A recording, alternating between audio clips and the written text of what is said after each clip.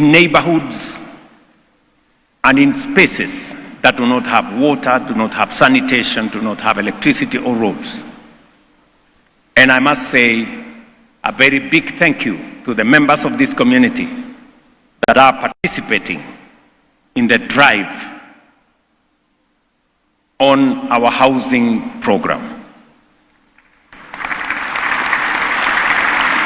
Let me also congratulate the members of this community for their participation in our health space. I want to say a very special thank you to the surgeons and the doctors that have come to work with their partners and colleagues in Kenya in the interventions that you have made in the last 2 days.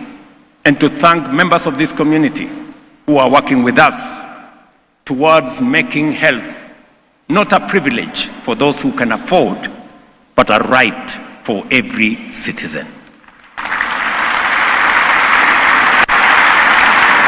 And as has been said,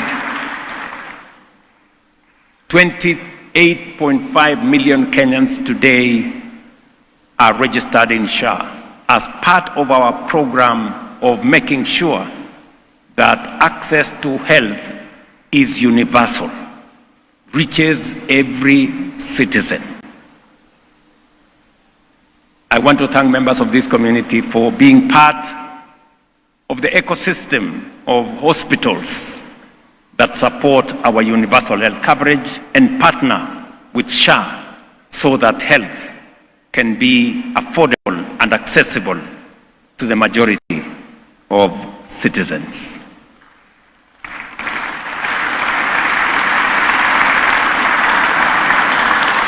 Your Holiness, as we embark on the journey to move Kenya to a first world country, we seek your partnership, your support, and your prayers.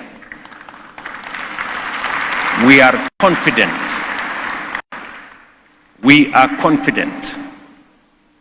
that with your partnership, your support, and as we build synergy across this nation, we will be able to transform our nation.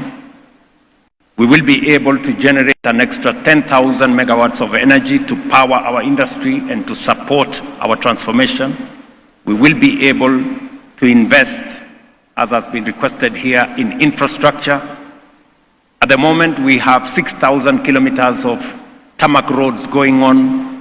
We are seeking to add another 28,000, and I'm asking the Governor of Nairobi that as we look at the next priority areas to make sure that the roads that were raised by the MP of this area are included in the plan that we have so that we can serve every community and every region and every part of this city and of the Republic of Kenya.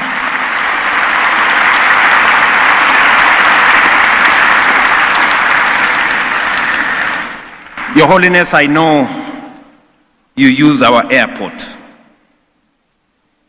I just want to assure you that this year we will be building a new world-class airport.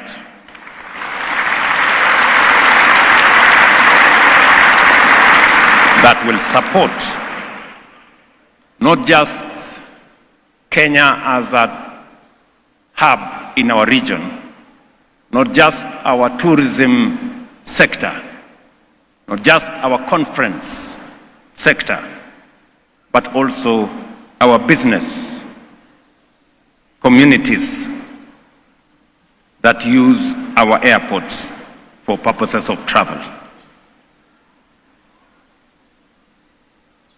Your Holiness, I want to thank you for your leadership in providing direction in uncertainty, clarity in complexity, and calm in a restless world.